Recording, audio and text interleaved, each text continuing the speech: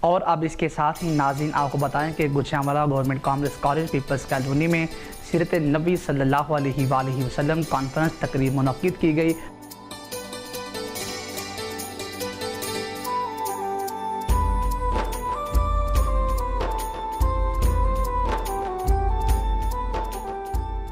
تقریب کے زیر نگرانی پرنسپل فواد ریحان تھے۔ تقریب کا بنیادی مقصد طلباء میں دنیاوی تعلیم کے ساتھ ساتھ دینی شعور کو بھی پیدا کرنا ہے۔